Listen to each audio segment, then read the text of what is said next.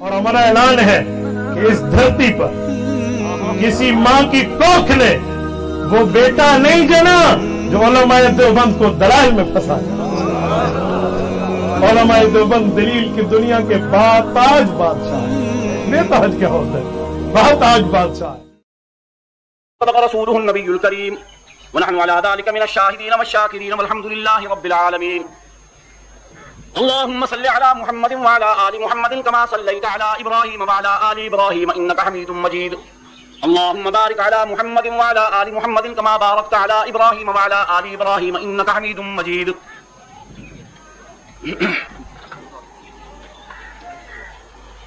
آج کی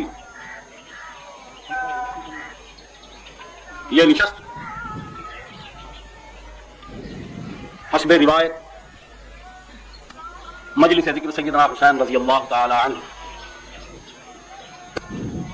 منعقد ہو رہی ہے، بلکہ ہو چکی ہے، جس میں اصل بیان، اصل گفتگو برادر محترم مکرم ہی فرمائیں گے، لیکن جیسے ہر کار خیر کے اندر ہر مسلمان کا حصہ بقدر جسہ اپنا فرض ادا کرنا ضروری ہے، اسی نسبت سے، اسی حوالے سے میں بھی اس کار خیر میں اپنا حصہ ڈالنا ضروری سمجھتا ہوں، ضروری خیال کرتا ہوں، یہ میرے ایمان کا حصہ ہے، اس کو میں اپنی نجات اخروی کے لیے اس میں حصہ ڈال رہا ہوں۔ دنیاوی اعتبار سے بے ایمانہ کوئی یقین نہیں کہ کسی بڑی طاقت کے گماشتے بن کر یا کسی خفیہ سازش کے ماتحت کسی کے ایجنٹ اور دلال بن کر یہ کارنامہ یا یہ کام ہم سر انجام نہیں دے رہے، بلکہ اس کو اپنا دینی فریضہ، اپنی دنیا کی فلاح آخرت کی نجات کے لیے اس کام کو ہم سر انجام دیتے ہیں، جس طریقے سے دیگر کاموں کو سر انجام دیتے ہیں۔ جس طریقے سے ہر جاننے والے آدمی پر یہ فرض ہوتا ہے کہ وہ نہ جاننے والے کو سمجھائے، بتائے، علوم دنیاوی ہوں، علوم مادی ہوں، علوم ظاہری ہوں، علوم باطنی ہوں، علوم دینی ہوں، جس چیز کا جو جاننے والا ہے، جو عالم ہے، اس کا فرض بنتا ہے کہ اس علم سے بے بہرا، اس علم سے نابلد، اس بات کو، اس علم کو نہ جاننے والے لوگوں کو وہ بات بتائے، سمجھائے، تاکہ وہ غلطی جو کسی بات کے نہ جاننے کی وجہ سے وہ کر بیٹھیں گے، جس کا خمیازہ ان کو اس دنیا میں بھی بھگتنا ہوگا اور آخرت میں بھی، اور اس کے ساتھ ساتھ دنیاوی غلطی کے ساتھ آدمی اکیلا خود نہیں مرتا، دوسروں کو بھی لے ڈوبتا ہے۔ سیدھی سی مثال ہے کہ جو میرا عقیدہ ہوگا، اس عقیدے کے مطابق کے اندر اپنے آپ میں فخر محسوس کریں گے، خوشی محسوس کریں گے، راحت محسوس کریں گے۔ میری اولاد، میرے شاگرد، میں کسی مسجد کا خطیب ہوں، امام ہوں، کسی تنظیم کا رہبر ہوں، کوئی ذمہ داری مجھ پر ہے، اس ذمہ داری کے حوالے سے جو لوگ بھی میرے ماتحت ہوں گے، وہ میری اتباع کے اندر، میری نقل کے اندر اپنے لیے بڑائی اور فخر۔ مسلمانوں کی تاریخ میں ایک واقعہ ہوا اور اس واقعے پر مفاد پرستوں نے، مطلب پرستوں نے، دشمنان دین نے، دشمنان خدا و رسول نے، دشمنان قرآن و سنت نے، دشمنان ازواج و اصحاب رسول نے، اور دشمنان متبعین سنت نے، دشمنان شریعت محمدی نے، دشمنان انسانیت نے اس پر اتنا غبار ڈالا پراپگنڈے کا، عقیدت کے راستے سے، محبت کے راستے سے، خاندان نبوت کے حوالے سے، ان تمام رشتوں اور عقیدتوں کے حوالے سے جو مسلمان کے دل کے اندر رسول اللہ کی نسبت کی وجہ سے ان لوگوں کے بارے میں ہے، اتنا غبار ڈال دیا ہے کہ اب جب اس کو ہٹانے کے لیے محنت کی جاتی ہے، کوشش کی جاتی ہے، تو پھر کچھ ایسی چیزیں سامنے آتی ہیں کہ جن کو سننے کا ہمارا دماغ اور ہمارے کان نہ عادی ہے اور نہ ہم ان کے متحمل ہو سکتے۔ صدیوں سے ایک پراپگنڈا ہے، ایک مہم ہے، ایک سوچے سمجھے منصوبے کے تحت ایک کام کیا جا رہا ہے، اور مسلمان صرف ان سب باتوں کو اس لیے سنتا چلا آ رہا ہے کہ چلو اور کچھ نہیں، نواسہ رسول کا ذکر تو ہے، خاندان نبوت کا ذکر تو ہے، لیکن وہ یہ نہیں سوچتا کہ اس ذکر کو جس انداز سے کیا جا رہا ہے، اس سے ہمارے دل و دماغ سے کن کن محبتوں اور عقیدتوں کو ختم کر کے اس کی جگہ پر کیا کچھ بٹھایا جا رہا ہے۔ کون مسلمان ہے جو ذکر حسین سے اپنے دل میں ٹھنڈک اور راحت محسوس نہیں کرتا ہوگا؟ وہ کلمہ گو بھی ہو، مسلمان بھی کہلائے، لیکن حسین رضی اللہ تعالیٰ عنہ، حسین ابن علی، فاطمہ کے جائے، محمد کریم علیہ الصلوۃ والسلام کے نواسے، ان کی گود میں کھیلنے والے، ان کے دوست پر سوار ہو کر معصومانہ اٹکیلیاں کرنے والے، نبی نے جن کے لاڈ لڈائے ہوں، جن کے نخرے برداشت کیے، وہ کیوں نہ کرے؟ نانا نہیں کرے گا نواسے کے نخرے برداشت، پھر کون دشمن کریں گے؟ یہ سب کچھ بجائے، یہ سب کچھ سن کر دل کو ٹھنڈک، آنکھوں کو نور، چمک، طبیعت کو سکون اور راحت میسر ہوتی ہے۔ لیکن جب کسی حسین کو اس انداز میں پیش کیا جائے کہ وہ خدا جو 13 برس کی مکی زندگی میں محمد کریم علیہ الصلوۃ والسلام نے अल्लाह की मखलूक को बताया, समझाया, मनवाया और ये बताया कि तुम इंसानों, तुम्हारा मकसद तखलीक सिर्फ और सिर्फ ये है कि तुम उस खुदा को मानो जो मैं तुम्हें बताता हूं।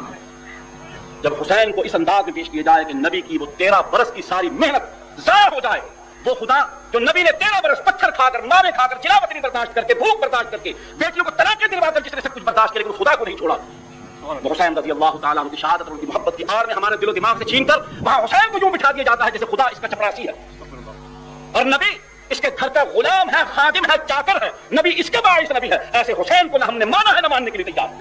बिल्कुल मैदान जंग ये नहीं है तो हुसैन को नहीं मानते, मानते हैं किस हैसियत में मानते हो जहां पर लड़ाई है। हुसैन इब्न अली को मानते हैं, गोश्त पोश्त के इंसान को मानते हैं, अल्लाह के मुहताज हुसैन को मानते हैं, मजलूम हुसैन को मानते हैं, शहीद गैरत को मानते हैं। कौन बदबख्त है जिसका इनकार करे? और फिर मुसलमान भी कहलवाए, कोई माई का लाल, कोई आंख रखने वाला, कोई सलीमुल फितरत, कोई अक्ल सलीम रखने वाला इंसान तारीख से इस बात को निकाल नहीं सकता कि हुसैन पर जुल्म किया गया, हुसैन को जंग लड़ने पर मजबूर किया गया। लेकिन इस जंग को, इस निज़ा को, इस वाक़े को अगर कुफ्र और इस्लाम और हक़ व बातिल की जंग बनाया जाएगा तो बना लो, बना लो। सवाल मेरा है, फिर जवाब तुम दे दो मुझको। तो फिर पूरी उम्मत मुहम्मदिया में से सिर्फ यही एक फर्क है जो उस जमाने की हुक्मरानों को काफिर और बातिल समझता है। फिर उम्मत के बाकी दो लोग जिनमें असहाब बदर भी शामिल हैं, जिनमें अशरा मुबश्शरा में से भी कुछ एक आध कुछ जिंदा मौजूद है, जिनमें असहाब उहद भी मौजूद है, वो लोग भी मौजूद हैं जिन्होंने भूख, नंग और अफलास के आलम के अंदर फाका कशी को बर्दाश्त किया है, अपने जिस्म के चिथड़े उड़वाए हैं, लेकिन नबी के साथ किए हुए अहद को उन्होंने नहीं छोड़ा, नहीं तोड़ा, नहीं मुंह मोड़ा, वहां का हाथ नहीं खेचा, नबी के दामन को नहीं छोड़ा। कि कौन सी काहिराना हुकूमत आ गई थी कि वो सहाबा यहां आकर कमजोर हो गए, दब गए, मगलूब हो गए। उनके ईमानों का फैसला तुम कर दो, हम इसको हक़ व बातिल मानने के लिए तैयार हैं। उस अब्दुल्लाह इब्न अब्बास को कहां लेकर जाओगे? उस अब्दुल्लाह इब्न उमर को कहां लेकर जाओगे? अब्दुल्लाह इब्न जुबैर को कहां लेकर जाओगे? अब्दुल्लाह इब्न जाफर को कहां लेकर जाओगे? इन इबादुल्लाह को किस खाते में डालोगे जो इस जंग में हुसैन के साथ शरीक नहीं है? नहीं है तो क्यों नहीं है? तुम क्यों नहीं सोचते? क्यों तुम्हारी अकल पर ताले पड़ गए हैं? तुम्हारे दिल पर शैतान ने गलबा पा लिया है। तुमको बिरादरियों की मोहब्बत, तुमको अपनी मादी मंशर, अपने ताल्लुकात की कशिश सहाबा को मतऊल करने पर तो मजबूर करती है, हकीकत की तरफ तुम राग़िब नहीं हो। तुम इस जंग को हक़ और बातिल और कुफ्र और इस्लाम की जंग बनाने से पहले सोचते क्यों नहीं हो कि तुम अपने हाथ में फतवे का जो फावड़ा लेकर चला रहे हो, ये किसके सर पर पड़ रहा है? इसकी सद में कौन कौन आ रहे हैं? मसला यजीद की जात का नहीं है। वो फैसला तो बाद में होगा, वो फैसला बाद में होगा। पहले ये बताओ, इसको अगर तुम कुफ्र और इस्लाम की जंग मुतय्यन करते हो तो इनको कहां फेंकोगे? जो सैयदना हुसैन रज़ी अल्लाह ताला अन्हु को मदीना से रवाना होने से पहले कहते हैं, भाई मत तशरीफ ले जाइए, वहां हालात ठीक नहीं है। वही लोग हैं आपको बुलाने वाले जिन्होंने आपके अब्बा को बुलवाया, फिर जब तक वो जिंदा रहे वो मदीना वापस ना आ सके। वही हैं जिन्होंने तुम्हारे भाई के साथ अपने म्यान में से तलवारें निकाल कर कहा था कि जब तक हम जिंदा हैं तुम्हारी तरफ आंख उठाकर नहीं देख सकता। फिर उसी इमाम हसन के नीचे से मुसल्ला खींचा गया, चादर खींची गई, उनको जख्मी किया गया, मारा गया, पीटा गया, तौहीन की गई, उनकी दाढ़ी मुबारक की तौहीन की गई, वजूद अक़दस की तौहीन की गई, उस वजूद की तौहीन की गई जिनके मतलब बिलाल कहते हैं कि खुदा की कसम जब मैं हसन को चलता हुआ देखता हूं तो मुझे मोहम्मद करीम अलैहिस्सलाम याद आ जाता। जब सैयदना हसन रज़ी अल्लाह ताला अन्हु का इंतकाल हुआ तो बिलाल मदीना छोड़कर शाम तशरीफ लेकर फरमाने लगे, अब मदीने में काहे के लिए रहूं, जिसको देखकर मुझे मोहम्मद याद आते थे, आज वो चेहरा भी इस दुनिया से रुखसत हो गया। नबी मोहम्मद करीम अलैहिस्सलाम से बहुत ज्यादा मुशाबहत है, नाक नक्शे के एतबार से, चाल ढाल के एतबार से, इल्म तदब्बुर के एतबार से।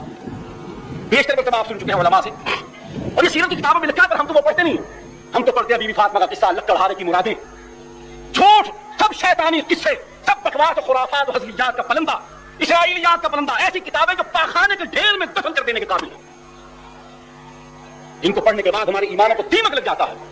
वो मेहनत जो मोहम्मद करीम अलैहिस्सलाम ने 23 बरस बने नौ इंसान की हिदायत के लिए की, वो मेहनत हम इन खुराफात को पढ़कर अपने हाथों से जाया करते हैं, फिर उस पर मुतमईन करते रहते हैं।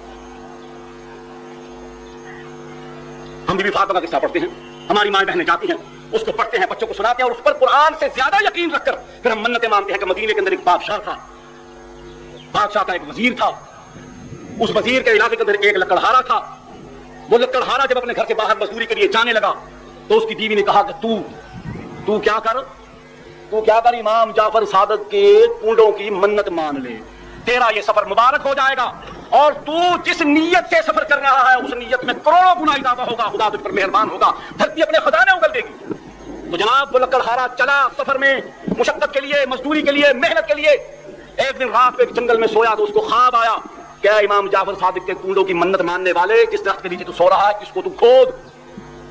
وہ صبح اٹھا، اس نے اس جگہ کو کھودا، وہاں سے جناب بیگیں نکلی اشرفیہ اور جواہرات کی بھری ہوئی، بھوکا ننگا گیا تھا، شہنشاہ بن کر واپس آ گیا۔ محلات بن گئے، زندگی بدل گئی، اوڑھنا بچھونا اور چھوڑ طور اتوار سب کچھ بدل گیا۔ لوگوں نے کہا تیرے تو یہ تبدیلی کیسے آئی؟ کہنے لگا میں تو امام جعفر صادق کے کنڈے شالا تھی نے کنڈے وہاں مننے ہم تو کی برکت ننگا گیا، ہم تک کجیا آیا، بکھا گیا، ہم رجیا آیا، ہم کوجھا گیا تو سونا والا آیا۔ نبی کو تو ایسی فیکٹری نہ مل سکی، نبی کو ایسا وظیفہ نہ مل سکا، اللہ نے کیسا اعزاز عطا فرمایا، کیسے اکرام دیے۔ امام الانبیاء والمرسلین، سید الاولین والآخرین، شفیع المذنبین رحمۃ للعالمین، سیدنا رؤوف الرحیم۔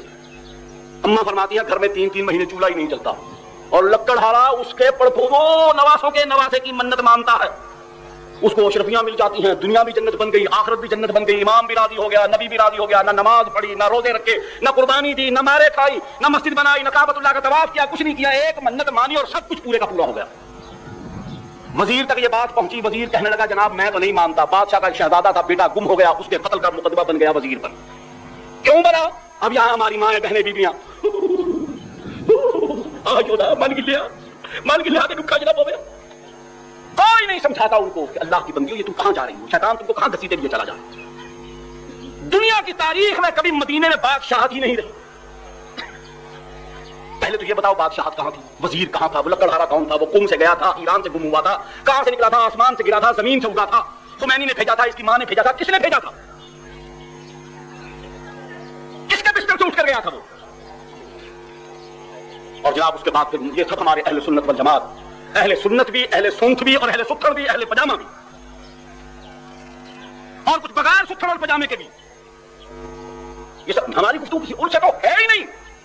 ہماری گفتگو ان سے ہے جو سفیدوں میں رہتے ہیں لیکن دب کھڑبے رہتے ہیں، چتکبرے بن کے ابلک بن کے رہتے ہیں، ان سے بات کر رہا ہوں کہ کہاں ہے بتاؤ؟ کیا دنیا کے اندر راحت حاصل کرنا بری چیز ہے؟ اللہ نے نبی کو یہ طریقہ کیوں نہ بتایا؟ اگر بتایا ہے تو پھر نبی کے طریقے کے ہوتے ہوئے کسی اور طریقے سے افضل ماننا کفر یہی نہیں تو اور کیا؟ بات کہیں اور چلی گئی۔ یہ میں تذکرہ کر رہا ہوں اپنے رویوں کا کہ ہم نے جو رویے خود اختیار کیے ہیں، دین کے بارے میں ہمارا طرز عمل کیا ہے، اس کی بنیاد صرف اور صرف ایک ہے کہ ہم نے اپنے عقائد کے اندر، اپنے ایمان کے اندر کمزوریاں پیدا کر لی ہیں، جس کی وجہ سے لوگوں کو راستے مل رہے ہیں، جس کا جو جی چاہتا ہے، جو اس کے ہاتھ میں آتا ہے، جو منہ میں آتا ہے، وہ بول بکتا چلا جاتا ہے اور ہم قبول کرتے چلے جاتے ہیں۔ انہوں نے ایک لفظیاتی حربہ استعمال کر رکھا ہے، وہ کیا کہ پہلے حضور صلی اللہ علیہ وسلم کے خاندان کے کسی فرد کا حضور کی نسبت کی وجہ سے اس کا تذکرہ، اس کے فضائل، اس کے مناقب، اس کی تکریم، اس کے اوصاف، اس کے کمالات بیان کر کے پہلی ہماری محبتوں کی سب سے اونچی چٹان پر اس کو ٹانگ دیا۔ سیدنا حسین رضی اللہ تعالیٰ کے فضائل مناقب بیان کرتے کرتے کرتے کرتے کرتے کرتے کرتے کرتے کرتے ان کو منصب امامت پر بٹھا دیا، اور ہم سب قبول کرتے ہیں، اور پھر منصب امامت کی تعریف شروع ہوتی ہے کہ امام کیا ہوتا ہے؟ امام مأمور من اللہ ہوتا ہے، اور جو مأمور من اللہ ہو، جو اس کو امام مانے، اس پر اس کی اطاعت فرض ہے، وہ مفترض الطاعت۔ حسین رضی اللہ تعالیٰ کی محبت میں یہ زہر ہم کو پلوایا جاتا ہے، پہلے ہم کو ان کا یہ خود کھڑا ہوا، خود ساختہ، اپنا بنایا ہوا مقام یہ پہلے ہمیں منوا لیا جاتا ہے، ہم ان کو امامت کے اس درجہ پر پہلے تسلیم کر لیتے ہیں کہ وہ مأمور من اللہ ہے، وہ مفترض الطاعہ ہے، اب ان کی اطاعت سے منہ موڑنا کفر ہے۔ اب جس کو آدمی اس مقام پر تسلیم کر لے کہ وہ اللہ کی طرف سے مقرر ہے اور اللہ نے اس کو بھیجا ہی اس لیے ہے کہ اللہ کی مخلوق اس کو اپنا رہبر، اپنا قائد، اپنا امام، اپنا پیشوا، اپنا ہادی مان کر اس کی اطاعت کرے۔ اب جب اس کے بارے میں کوئی آدمی یہ کہے کہ میاں یہ جس کو تم یہ کہتے ہو اس سے یہ کام ہوا، اور اس کام کے اندر کوئی خلاف اولا کام ہو جائے، بس کفر کا فتویٰ جاری کیوں نہ جاری ہوگا؟ جب ہم نے اس کو مانا ہی ایسا ہے کہ اس میں نہ کوئی عیب ہو نہیں سکتا، اس میں کوئی نقص ہو نہیں سکتا، اس سے سہو ہو نہیں سکتا، نسیان ہو نہیں سکتا، وہ نہ قصد کر سکتا ہے، نہ ارادہ کر سکتا ہے، نہ خطا ہو سکتی ہے، نہ اجتہادی، اس کچھ نہیں۔ اب اس کے بعد اس سے جو کچھ سرزد ہو رہا ہے وہ ارادتاً کر رہا ہے، غیر ارادی طور پر کر رہا ہے، شعوری طور پر کر رہا ہے، غیر شعوری طور پر کر رہا ہے، سہون ہو رہا ہے، نسیان ہو رہا ہے، عمدن ہو رہا ہے، خطأ ہو رہا ہے، جو کچھ ہو رہا ہے اس کو ہم وحی الہی کی طرح تسلیم کرتے چلے جاتے ہیں۔ یہ ہم کو منوا لیا تھا اور ہم سنی مانتے ہیں، 75% نہیں 95% سنی یہ بات مانتا ہے۔ جاؤ جا کر لوگوں سے بات کرو، پوچھو، گلی گلی پوچھا پوچھا، نگر نگر پر یہ بحث شروع ہو جاتی ہے، اور سی بات امام جو ہے بس امام کی کال منت فرض ہوں دیے، کس نے بنایا ان کو امام؟ کہاں انہوں نے دعویٰ کیا کہ میں امام ہوں؟ کوئی ایک واقعہ، کوئی ایک جملہ ساری 58 برس یا 59 برس کی زندگی کے اندر یہ نہیں۔ ان کے والد گرامی سیدنا علی رضی اللہ تعالی عنہ، انہوں نے کبھی یہ فرمایا ہو پوری زندگی کے اندر کہ میں امام ہوں؟ امام سے مراد ویسا امام، وہ تو مسجد نبوی کے امامت کے دعوے دار نہیں تھے، چاہے کہ امت کے لیے مفترض الطاعہ امام بن کر وہ آتے، وہ تو امت کے فیصلے کو دیکھتے تھے، وہ امت جو خیر امت وہ تو صحابہ کرام اپنے ساتھیوں, اپنے بھائیوں, اپنے ایمان والے دوستوں ان کی طرف دیکھتے کہ میرے کاندھے پر یہ کون سی ذمہ داری ڈالتے ہیں, پھر وہ اس کو قبول فرماتے تھے. اگر امت کے ان پر گزیدہ لوگوں نے ان کے کاندھے پر خلافت کی ذمہ داری ڈالی تو پھر انہوں نے سنبھالی, قضاء کی ذمہ داری ڈالی انہوں نے سنبھالی, مفتی بنایا تو مفتی بن کر بیٹھے, قاضی بنایا قاضی بن کر بیٹھے, ہائی کورٹ کا جج بنایا, سپریم کورٹ کا جج بنایا تو جج بن کر بیٹھے, میدان جہاد میں کمانڈر بنا کر بھیجا تو وہاں کمانڈر بن کر تشریف لے گئے. امت کی رہبری کے لیے, بھلائی کے لیے, اسلامی ریاست کے نظم و نسق کو سنبھالنے کے لیے ان کے تدبر پر, ان کے شعور پر, ان کے فہم پر اعتبار کیا گیا تو ان کو یہ اعزاز سونپا گیا تو انہوں نے قبول فرمایا. خود تو کبھی وہ دعویدار بنے ہی نہیں, بلکہ یہ روایت اگر مان بھی لی جائے کہ حضور صلی اللہ علیہ وسلم کے اس دنیا سے تشریف لے جانے کے وقت حضرت عباس رضی اللہ تعالیٰ عنہ نے ان سے یہ کہا تھا, یہ روایت آتی ہے, دیکھو میں عبد المطلب کی اولاد کے رخصتی کے وقت سے واقف ہوں, مجھے یقین ہے کہ حضور صلی اللہ علیہ وسلم باقی نہیں رہیں گے, تم اپنے بارے میں کچھ فیصلہ کروا لو ابھی ان سے, بعد میں ممکن ہے کوئی فیصلہ نہ ہو سکے. تو علی المرتضیٰ رضی اللہ تعالیٰ عنہ نے کیا فرمایا, نماز میں نہیں جاؤں گا, اگر حضور نے انکار کر دیا تو اگر کچھ راستہ باقی بھی ہوگا تو وہ بھی ہمیشہ کے لیے ختم ہو جائے گا. وہ دعویدار ہوتے تو تسلیم لے جاتے, حق تھا ان کا. ہاں ہم کہاں بھی تسلیم کرتے کہ اگر اس وقت بھی جا کر رسول اللہ صلی اللہ علیہ وسلم کی بارگاہ میں اگر بات کر دیتے تو وہ اپنے تقویٰ, اپنی طہارت, اپنی پاکیزگی, حضور کی تربیت کے بعد اس مقام پر تھے کہ وہ اتنی بات کہنے کی شریعت ان کو گنجائش ضرور دیتی ہے, وہ اپنی خلافت کے بارے میں ان سے سوال کر سکتے تھے, لیکن وہ تو سپردار ہوتے نہیں. تو یہاں کیا ہے, یہاں ہم خدا سے پہلے بھی ان کا وجود تسلیم کیے بیٹھے کہ خدا انہی کے وجود کے سہارے زندہ. یہ رات بھی ٹی وی پر یہی کچھ بیان ہوا. علی کی عادت کیا ہے, 110, اور یہ پاکستان کے مسلمان حکمران, مسلمان نہیں مسلمان حکمران, یہ مسلمانوں کو مروانے والے, قتل کرنے والے, نبی کے دین کو پامال کرنے والے, نبی کے دین کو رسوا کرنے والے, مسجدوں کو اکھاڑا بنانے والے, اللہ کے دین کی حرمت کو ضائع کرنے والے, ان کے تماشبین حکمران, جنہوں نے ان 10 دنوں کے نام پر, اقلیت کے نام پر, ان کی دلداری کے نام پر پوری دنیا کو یہ تاثر دے رکھا کہ پاکستان میں کوئی مسلمان نہیں رہتا. ریڈیو اٹھاؤ, ٹی وی اٹھاؤ, اخبارات اٹھاؤ, اور اوپر سے یہ ہے کہ مسلمانوں کو چاہیے کہ وہ اتحاد اور یگانگت کا ثبوت دے. کون کس کے ساتھ اتحاد کرے, کس کے ساتھ, کیسا اتحاد, کون سی صورت ہے اتحاد کی باقی. میں کلمہ نبی کا پڑھتا ہوں, مجھے کہا یہ جاتا ہے کہ تم مفترض علی کو مانو. میں قرآن کو مانتا ہوں کہ یہ نبی پر نازل ہوا, کہا یہ جاتا ہے کہ وہ غائب ہو گیا, وہ قرآن ہے ہی نہیں. مجھے کہا یہ جاتا ہے کہ کلمہ پڑھو لا الہ الا اللہ محمد رسول اللہ, کہا جاتا ہے جب تک درمیان میں علی ولی اللہ نہیں کہو گے کلمہ مکمل نہیں ہوگا. مجھے کہا گیا منافقت اختیار مت کرو, کہا کہ منافقت کا لفظ اڑا کر وہاں لفظ تقیہ لگا لو, جائز. مجھے کہا یہ جاتا ہے کہ ہاتھ باندھ کر نماز کرمنل ہو کر پڑھو, 5 وقت کی نماز 5 اوقات میں پڑھنی ہے, زنا نہیں کرنا, شراب نہیں پینی, جوا نہیں کھیلنا, تہمت نہیں لگانی, غیبت نہیں کرنی, بے گناہ کسی کو قتل نہیں کرنا, بڑے کی عزت کرنی ہے, چھوٹے کے ساتھ پیار کرنا ہے, ہمسائے کے حقوق پورے کرنے ہیں, اور جہاں دین کا مسئلہ آ جائے وہاں سب کچھ قربان کر دو, ایمان بچا لو. مجھے حکم یہ دیا جاتا ہے, اور اس کے مقابلے میں مجھ کو یہ کہا جاتا ہے نماز کی ضرورت نہیں, حج کی ضرورت نہیں, زکات کی ضرورت نہیں, روزے کی ضرورت نہیں. تم صرف محمد اور آل محمد سے اپنے دل کے اندر صرف محبت کا ایک جذبہ باقی رکھو, اور سال کے بعد تم اپنے سینہ کو بھی کر لو, اپنے سر پر راکھ ڈالو, 4 پائی اونچی کر لو, تم جنت کے ٹھیکیدار بن گئے. میں اتحاد کروں تو کس سے کروں, کس سے اتحاد کون کرے, بتائیے, کچھ سمجھائیے نا, کون سے راستہ رہ گیا اتحاد کا باقی. اتحاد ہوتا ہے کچھ تھوڑے بہت اختلاف کے ساتھ, شرافے ہیں, جنابلہ ہیں, مالکی ہیں, ان کے ساتھ اپنا کا اتحاد ہو سکتا ہے. غیر مقلد کہلانے والے دوست ہیں, ان سے بھی ہمارا اتحاد ہے, کوئی ایسی بات.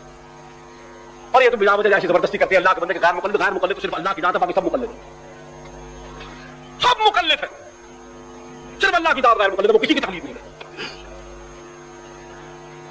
کس سے اتحاد, تمہاں جناب یہ اتحاد بتایا رات کی بات ہے, پوری قوم کو, پوری امت کو یہ بتایا گیا کہ علی کے علم العادات کے روح سے نمبر کیا نکلتے ہیں جی, 110.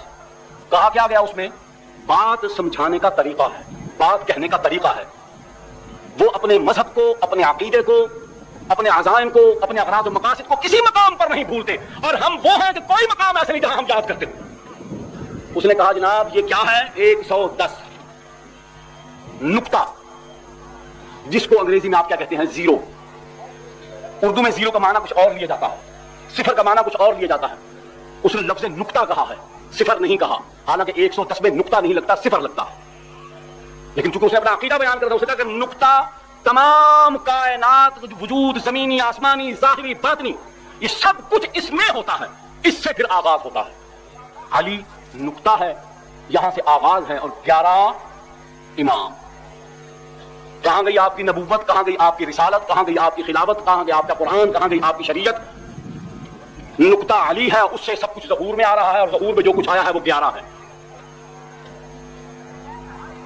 اور یہ ہمارے قومی ادارے سے، ابلاغ عامہ کے قومی ذریعے سے پوری ملت اسلامیہ کے دین کا، عقیدے کا نہیں، خود محمد کریم علیہ الصلوۃ والسلام کے دین کا، ان کی ذات کا مذاق اڑایا گیا.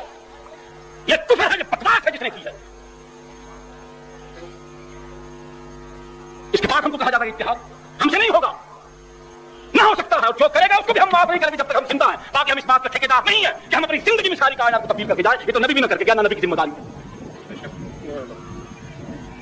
ہم تو جوت جگا کے بیٹھے اور اسی کو جوت کو جگاتے رہیں گے جب تک دم میں دم ہے. اور موت ایک دن آنی ہے، لا یستاخرون ساعۃ ولا یستقدمون. اللہ سے مانگتے ہیں کہ اللہ جب تک زندہ رکھ، اپنے اور اپنے پیارے محبوب علیہ الصلوۃ والسلام کی اطاعت نصیب فرما. ایمان اور صحت کی سلامتی سے اس دنیا میں زندہ رکھو. جب اس دنیا سے اٹھا تو ایمان کی سلامتی کے ساتھ اٹھا. ہمارا تو ایمان یہ ہے کہ محمد کریم علیہ الصلوۃ والسلام مأمور من اللہ ہیں. بات سمجھیے ذرا ایک منٹ. سوائے انبیاء علیہ الصلوۃ والسلام کی ذات کے اور کوئی مأمور من اللہ. ذرا کہہ دیجئے سب دوست مل کر، ہم مسلمانوں کا کیا یہ ایمان اور عقیدہ ہے کہ نہیں؟ انبیاء علیہ الصلوۃ والسلام مأمور من اللہ ہوتے ہیں یا کوئی اور بھی ہوتا ہے؟ بول دیجئے سب. جو نہیں بولتا اس کو بھی حق ہے کہ رائے کا اظہار کرے. آیا بیٹھا یہاں، اگر وہ نبیوں کے سوا کسی اور کو مأمور من اللہ سمجھتا تو وہی ہاتھ کھڑا کر کے کہہ دے. جو نبی کے علاوہ کسی کو معصوم عن الخطا مأمور من اللہ نہیں سمجھتے وہ ہاتھ کھڑا کرے. سب جو ہاتھ کھڑا نہیں کرے گا، اے اللہ اگر وہ منافقت کرتا ہے اس کے ہاتھ پر فالج گرا دے، ٹوڑا کر دے اس کے ہاتھ کو. جو اپنے ایمان کا اظہار میں کمزور ہے، اے اللہ پہلے اس کو تقویت دے، اپنے ایمان کا اظہار اعلان کرے. کہہ دیجیے نبی کے سوا، سب کہہ دیجیے نبی کے سوا کوئی مأمور من اللہ نہیں ہے، کوئی مفترض الطاعہ نہیں ہے، کوئی منصوص من اللہ نہیں ہے، کوئی واجب الاطاعت نہیں ہے. اور یعلم ما کان وما یکون، سوائے اللہ کے اور کوئی نہیں. محمد رسول اللہ صلی اللہ علیہ وسلم. ہاں جی میرے متوجہ اس کی دلیل اور ثبوت آپ قرآن مجید فرمان ہمیں بھائی وضو کریں، یہاں گفتگو مت کریں، جہاں آپ کو جگہ ملتی پیچھے تشریف لے جائیے. صفحے نہ ہو، آپ منتظمین سے کہیے وہ آپ کو مزید سمجھ جا کر یہاں گفتگو فرمائیں گے، ڈسٹربنس کریٹ ہوگی. ثبوت اس کا یہ ہے کہ سوائے نبی کی ذات کے اللہ نے اور کسی کی بیعت کو غیر مشروط نہیں بنایا. سارا قرآن پڑھ جائیے، ساری حدیث پڑھ جائیے. نبی کی ذات ہے جس کی ذات کو اللہ نے غیر مشروط بنایا ہے، کوئی شرط نہیں اس کے ساتھ کہ اگر نبی یوں کرے تو پھر یوں کرو، نبی یہ کرے تو پھر یہ کرو، نبی یہ کرے تو پھر نہیں. وما آتاکم الرسول فخذوہ وما نہاکم عنہ فانتہوا. اب نبی تم کو جو دیتے ہیں، جو کچھ دیتے ہیں، جیسا دیتے ہیں وہ لے لو. وما نہاکم عنہ فانتہوا. اور جن چیزوں سے، جیسی چیزوں سے تم کو منع کرتے ہیں ان کو چھوڑ دو، ان کاموں سے رہ جاؤ، ان عقائد سے رخ موڑ لو. نبی نے جس عقیدے کو توڑوایا، کیا عقیدہ تھا؟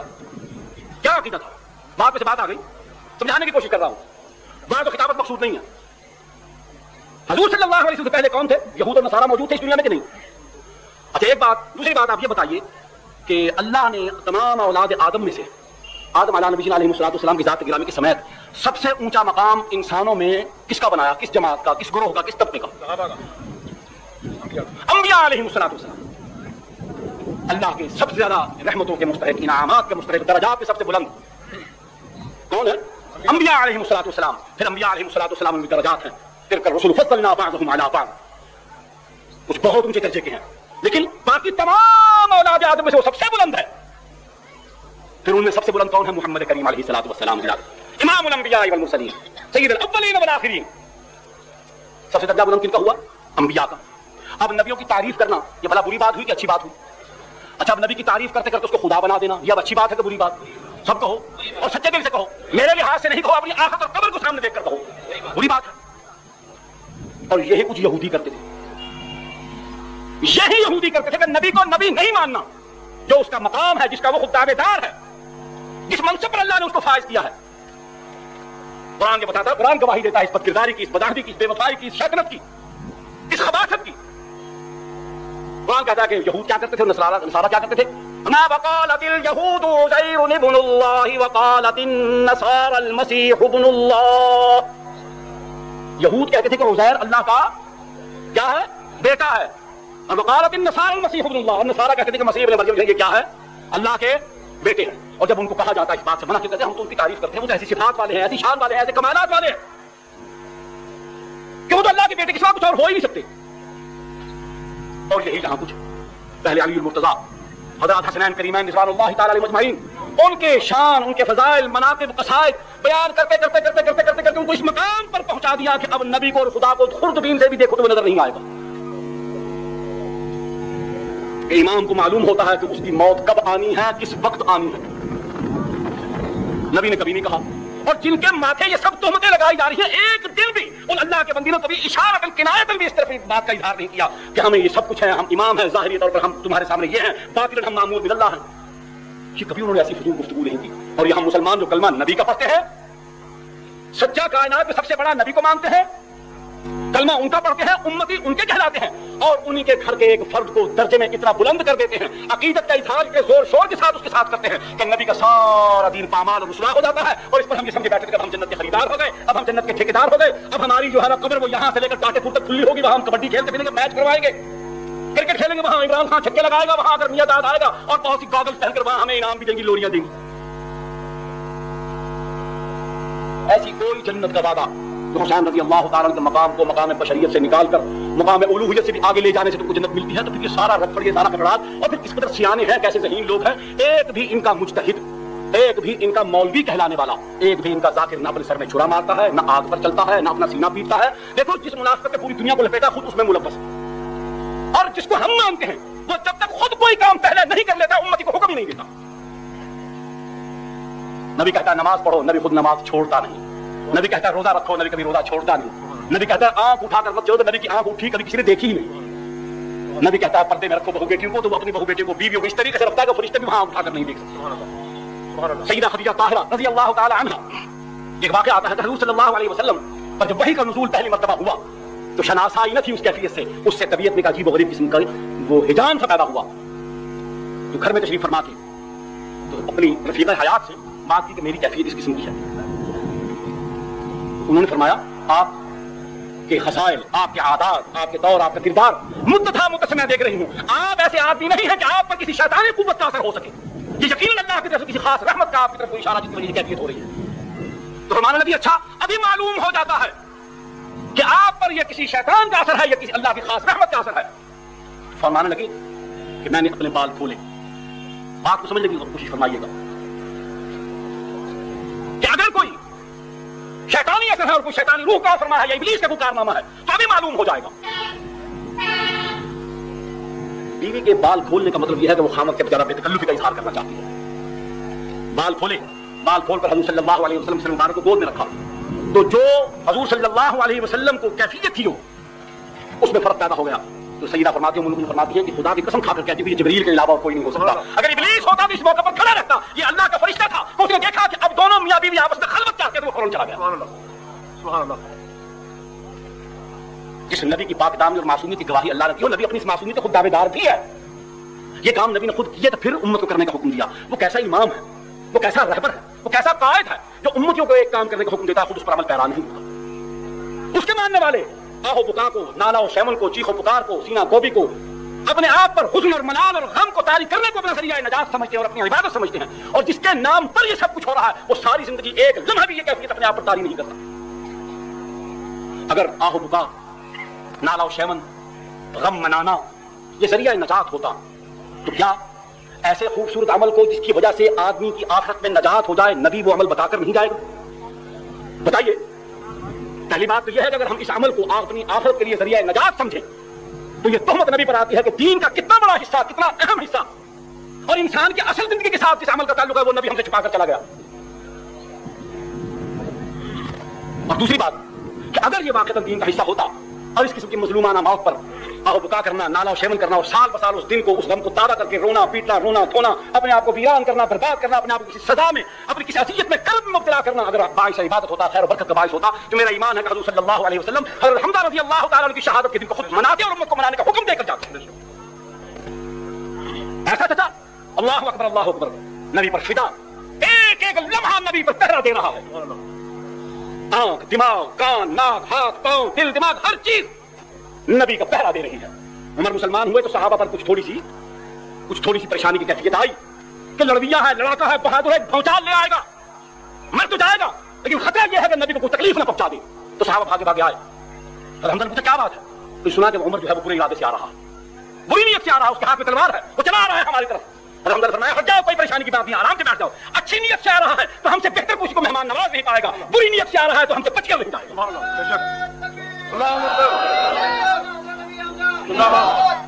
تو ایسا چچا جس نے وفا کی وہ مثال قائم کی ہو کہ تاریخ اس کا جواب پیش کرنے سے قاصر ہے، جس نے نبی کے وجود پر قاصر نہیں آنے دی، اپنا وجود ظاہری طور پر ٹکڑے کروا دیا، اس کا پیٹ چاک کر کے ظالم نے اس کا کلیجہ چبایا، جس کی لاش کو نبی نے اپنے ہاتھوں میں اٹھایا. ہاں نبی نے اتنا تو ضرور کہا ہے کہ آج اس کا غم منانے والا یہاں کوئی نہیں. مطلب یہ نہیں تھا کہ یہاں تم روتے کیوں نہیں ہو، تم نے بین کیوں نہیں ڈالے، بین کیوں نہیں ڈالے، کپڑے کیوں نہیں پھاڑے، سر میں خاک کیوں نہیں ڈالی. ڈالتی پوری امت ڈالتی، اگر وہاں نبی ایک مٹھی بھر کے بھی فضا میں اڑا دیتے. نبی کے بیٹے کو اللہ کی دنیا سے اٹھاتے ہیں، حضور فرماتے ہیں مجھ کو تم سے بہت پیار ہے، بڑے باپ کس کو اولاد پیاری نہیں ہوتی. جو رحمت للعالمین ہے، جن کی دل کے اللہ ہو پر جس کو خدا نے بنایا ہی رحمت ہے، رحمت ہی رحمت، رحمت ہی رحمت، رحمت ہی رحمت. نفس نفس پہ برکتیں، قدم قدم پہ رحمتیں، جدھر جدھر سے وہ شفیع آت یہاں گزر گیا، وہ جہاں نظر نہیں پڑی وہاں رات آج تک، اور وہیں وہیں سحر ہوئی جہاں جہاں گزر. مصاحب گرامی کوئی ایسا عمل، مجھے یہ بات سمجھ میں نہیں آتی کہ ہم سنی لوگ کہلانے والے، مسلمان کہلانے والے کیسے ان اعمال کو دین سمجھ لیتے ہیں جن کا ثبوت نبی کے وجود تک ہم کو نہیں پہنچاتا. جس کی سند میں نبی کا عمل ہمارے پاس موجود نہیں، اس کو ہم اپنی نجات کے لیے عمل کافی سمجھ لیتے ہیں. غیر نبی کا عمل امت کے لیے حجت نہیں ہو سکتا، وہ کتنا بڑے سے بڑا متقی اور امام کیوں نہ ہو، جب تک اس کے پاس اس کی دلیل قرآن اور حدیث سے نہیں ہوگی، رسول اللہ کی سنت سے نہیں ہوگی. وہ عمل کسی نیک آدمی کا اپنا اختراع کرتا ہو سکتا ہے، اس کی حکمت سے تعبیر کیا جا سکتا ہے، یا یہ کہا جا سکتا ہے کہ اس نے اللہ کے دین کی اس دور کی حکمت کو پا لینے کا یہ ذریعہ سمجھا. اگر کوئی آدمی اس کی اس حکمت کو نہیں اپنائے گا تو اس پر آپ فتویٰ بازی نہیں کر سکتے، فتویٰ اس پر لگے گا، کافر اس کو کہا جائے گا جو نبی کے طریقے کے علاوہ کسی اور طریقے کو دین سمجھے، اس کو ذریعہ نجات سمجھے اور اس کو عبادت کرے. رونا دھونا اللہ کی بارگاہ میں ہے، اور نبی نے رو کر دکھایا. نبی ساری رات کھڑے ہیں، پاؤں مبارک متورم ہو گئے، سوج گئے ہیں، پھٹ گئے ہیں، زخمی ہو گئے ہیں. اما عائشہ فرماتی کہ میں نے عرض کی یا رسول اللہ صلی اللہ علیہ وسلم، اللہ نے تو آپ کو وجہ نجات بنایا، آپ کی وجہ سے تو کائنات کے گنہگاروں مسلمانوں کی نجات ہونی ہے، آپ کو اللہ نے اتنا مقام دیا ہے، تو آپ ساری رات کھڑے ہو کر اللہ کی بارگاہ میں روتے کیوں؟ تو فرمانے لگا افلا تکون عبدا شکورا، کیا تم نہیں چاہتے کہ میں اس کا شکر گزار بندہ نہ بنوں جس نے مجھ کو اتنا اونچا مقام عطا فرمایا، اتنی بلندی عطا فرمائی، اتنی عظمت عطا فرمائی، میں تو اس کا شکر گزار بندہ بنتا کہ اللہ یہ تیرا انعام ہے، تیرا کرم ہے، تیرا فضل ہے کہ تو نے مجھ محمد کو یہ مقام عطا فرمایا. پھر وہ مقام ابدیت میں بھی یکتا روزگار ہے، کوئی ان کی ابدیت کا مقابلہ بھی نہیں کر سکتا. رونا ہے وہاں رو، اپنے گناہوں کو یاد کر کے رو، بدعمالی کو یاد کر کے رو. جہاں جہاں ہم سے نبی کے اعمال چھوٹتے ہیں، نبی کا قول چھوٹتا ہے، نبی کی سنت چھوٹتی ہے، ان لمحوں کو یاد کر کے اللہ کی بارگاہ میں رو. اللہ کو وہ رونا پسند ہے. پھر اگر امت کے لیے رونا اور پیٹنے کا کوئی مقام تھا تو پھر وہ دن تھا جس دن امام الانبیاء والمرسلین کو اللہ نے اس دنیا سے اٹھایا. جب دیکھا جائے کہا جائے مبالغہ آنے انداز میں تو پھر اس دین اور دین والے یتیم ہو گئے، امت یتیم ہو گئی. جب صحابہ پر حزن و ملال کی کیفیت یہ تھی کہ بے نکال ہو گئے، بے سود ہو کے پڑے تھے کہ آپ کیا کریں گے. پہلے تو کوئی مسئلہ پیش آتا تھا، یا رسول اللہ صلی اللہ علیہ وسلم فلاں مسئلہ کیا کریں، کیسے اس کا حل؟ رسول اللہ نے فرمایا اس کو ایسے کر دو، وحی نازل ہوگی، قرآن آ گیا، فرشتہ آ گیا، مسئلے کا حل پیش کر دیا، طریقہ بتا دیا. اب صحابہ نڈھال ہے، غمگین ہے، طبیعتیں بوجھل ہیں. اب کیا کریں گے جب مسائل درپیش ہوں گے، جب ہمیں پریشانیاں گھیریں گی تو اپنے دل کا مداوا کہاں سے ڈھونڈیں گے، کس کے پاس جائیں گے، کون ہمیں حکمت بتائے گا، کون تدبیر سجھائے گا، کون ہمارے دلوں کے مرہم زخم پر مرہم رکھے گا. اگر رونا دھونے کا وقت ہوتا تو وہ ہوتا. اللہ پہلے فرما دیتا آج کے دل میرے نبی کے ماننے والے امتی آج رو، چیخو چلاؤ. لیکن نبی اپنی زندگی میں بتا کر گئے ہیں کہ یہ اللہ کا قانون اٹل ہے، سب نے اس دنیا سے جانا ہے. تو ہم اس پر آہو فغان نالا و فریاد کر کے عملی طور پر یہ ظاہر کرتے ہیں کہ اللہ تو نے ہمارے ساتھ ظلم کیا. فطرت انسانی کے اظہار سے منع نہیں کیا کہ اگر آنکھ میں آنسو آ جائیں تو یہ آنے چاہیے. کسی ظلم کے واقعے کو دیکھ کر سن کر اگر دل پر بوجھ اور ملال نہ ہو تو اس کو شقاوت کہا گیا ہے، پتھر دل ہونا کہا گیا ہے.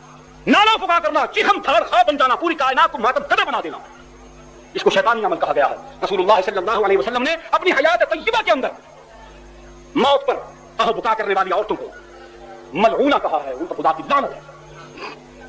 تو جس عمل کو نبی ناپسند فرماتے ہیں، نہ صرف ناپسند بلکہ اس عمل کو اللہ کی لعنت کا ذریعہ بناتے ہیں، بتاتے ہیں، اس عمل کو ہم اپنے لیے آخرت کی نجات کا باعث سمجھتے ہیں. اتحاد کس سے ہو؟ نبی کے فرماتے ہیں میں نبی ہوں، میں نبی ہوں، اس کا نبی مانو. انا نبی لا کذب، انا ابن عبد المطلب، میں نبی ہوں، میں جھوٹ نہیں بولتا، میں جھوٹا نہیں ہوں، میں عبد المطلب کا بیٹا ہوں. اور اللہ فرماتا ہے کہ ہم نے ان کو بھیجا ہے وما ارسلناک الا کافۃ للناس وما ارسلناک الا رحمۃ للعالمین. ہم نے آپ کو بھیجا تمام اولاد آدم کے لیے امام، رہبر، قائد، نبی بنا کر، اور ہم نے آپ کو سارے عالمین، سارے جہانوں کے لیے رحمت بنا کر بھیجا. اللہ نے جس کو جو بنا کر بھیجا ہم اس کو وہی مانتے ہیں. اللہ کہتا ہے میں وحدہ لا شریک ہوں، میں خالق ہوں، میں مالک ہوں، میں رازق ہوں، میں رحمان ہوں، میں رحیم ہوں، میں کریم ہوں، میں غفار ہوں، میں ستار ہوں، میں قہار ہوں، میں جبار ہوں، میں مؤمن ہوں، میں مہیمن ہوں، میں عزیز ہوں، میں جبار ہوں، میں متکبر ہوں، میں خالق باری مصور ہوں. کہتا میں لم یلد ولم یولد ہوں، میں فعال لما یرید ہوں، میں فالق الحب والنوى ہوں، میں وہ خدا ہوں جو کفلی کو پھاڑ کر اس میں سے پودا نکالنے کی طاقت رکھتا ہے. अल्लाह खुद दाई है, हम उसको मानते हैं जैसा वो है। मोहम्मद करीम अलैहिस्सलाम फरमाते हैं कि मैं अल्लाह का नबी हूं, मैं भेजा गया हूं, मबऊस किया गया, मैं मामूर हूं, मैं मामूर हूं, मैं अच्छाई कायम करने के लिए, बुराई को मिटाने के लिए, दीन को गालिब करने के लिए। जैसे अल्लाह ने हमको पैदा किया है, उसने हमारे रहने सहने का जो तरीका, जिसको शरीयत कहा जाता है, जिसको दीन इस्लाम कहा जाता है, उसको नाफिज करने के लिए, उसको बताने के लिए, समझाने के लिए, मुझको मुअल्लिमा, मुझको मुअल्लिम बनाकर भेजा था, तुमको बता सकूं, समझा सकूं, सिखा सकूं, पढ़ा सकूं। इन्नमा बुइस्तु लिउतम्मिम मकारिमिल अखलाक, अल्लाह ने मुझको भेजा है ताकि मैं तुम्हें अखलाक के आला कमाल पर पहुंचा कर जाऊं, अखलाक आलिया से तुमको मुस्तफीद करके जाऊं। हजूर अलैहिस्सलाम का मर्तबा था खुलुक अज़ीम। उलमा अखलाक के 3 दर्जे बयान फरमाते हैं कि साहब अंबिया अलैहिस्सलाम में 2 दर्जे थे, खुलुक हसन था, फिर अंबिया की जमात को अल्लाह ने खुलुक करीम अता फरमाया, और मोहम्मद करीम अलैहिस्सलाम को खुलुक अज़ीम पर फाइज फरमाया। और इंतहा दर्जे की डिग्री जिसके पास होती है, उसका मतलब ये होता है कि पिछली छोटियां तमाम डिग्रियां इसने हासिल की तो फिर आला दर्जे की डिग्री इसको मिली। हजूर के पास खुलुक हसन भी था, खुलुक करीम भी था, खुलुक अज़ीम उनका जाती था, ये अल्लाह ने उन्हीं को अता फरमाया। अल्लाह ने उनका शान रखा है, इसके खुद दाई है, ये हम नहीं कहते कि हुजूर ऐसे, हुजूर खुद फरमाते कि मैं ऐसा हूं, और जो भेजने वाला वो कहता है। और जो कुछ हमें मनवाया जाता है, क्या अली ने जिंदगी में कभी कहा? कभी जिंदगी में किसी किताब, इनकी किताबों के हवाले से कभी अली मुर्तज़ा रज़ियल्लाहु ताला अन्हु ने अपनी सारी हयात तय्यबा में भूले से कभी ऐसी बात नहीं कही। और यही से एक बात समझ में आती है, मैंने मिसाल दी थी कि क़ालत अल-नसारा अल-मसीह इब्नुल्लाह, हजूर सल्लल्लाहु अलैहि वसल्लम ने भी अली मुर्तज़ा रज़ियल्लाहु ताला अन्हु फरमाया था कि तुम मसीले मसीह हो। क्या मतलब कि जिस तरीके से मसीह अलैहिस्सलातु वस्सलाम के खवारिक़ के आदात की वजह से न मानने वालों ने, मुशरिकीन ने उनको खुदा का बेटा बना दिया था, तुम जाहिद होने की वजह से, आबिद होने की वजह से, मुती और फरमाबरदार होने की वजह से, मेरी सुन्नत में डूब जाने की वजह से, अल्लाह के दीन में अपने आप को फना कर लेने की वजह से तुम उस मकाम आला अरफा तक पहुंचोगे कि तुम ऐसे फैसले करोगे कि इंसान, बड़े बड़े जज, बड़े बड़े आलिम, फुक़हा, अत्किया ये सोच कर हैरान रह जाएंगे कि अगर हम इस मकाम पर होते तो हम ये शायद फैसला न कर सकते। अली को अल्लाह ने इल्म दिया था। तो इस किस्म के आला किस्म के खवारिक़ आदात बाद मकामात पर ज़ाहिर होने की वजह से उम्मत के लोगों ने जिस तरीके से मसीह अलैहिस्सलाम के साथ जुल्म किया, उन पर ये तोहमत लगाई, ऐसे ही अली मुर्तज़ा रज़ियल्लाहु ताला अन्हु के मानने वालों ने तोहमत लगाई। तो खुद उन्होंने अपने जमाने में जिन्होंने उनको खुदा कहा, हज़रत अली ने उनको आग जलवा कर गिरफ्तार करके उसमें जला दिया। समझ में? पहले जरा आप इत्मीनान से फोटो खिंचवा लें, सबकी तवज्जो उस तरफ थी। यूं जरा एक्शन, रेडी रेडी सब।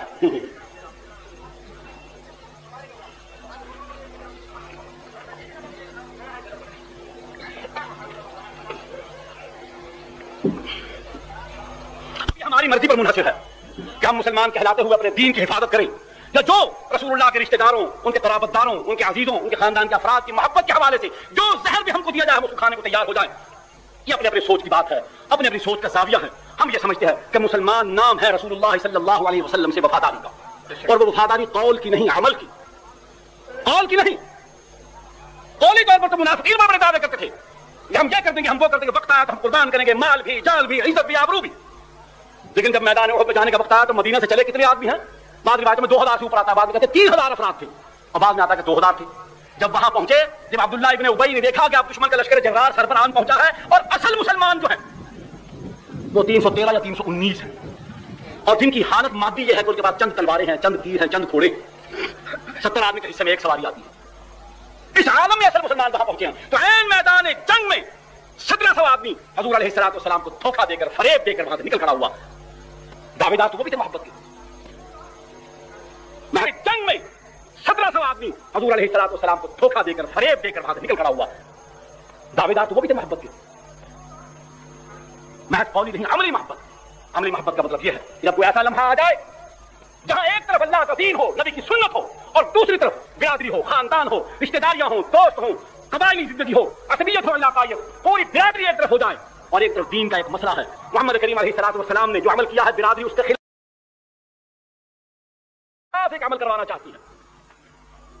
उस वक्त इम्तिहान का वक्त है, उस वक्त वफादारी को परखने का वक्त है। आज मालूम होगा कि नबी के साथ किया हुआ कौन पूरा करता है।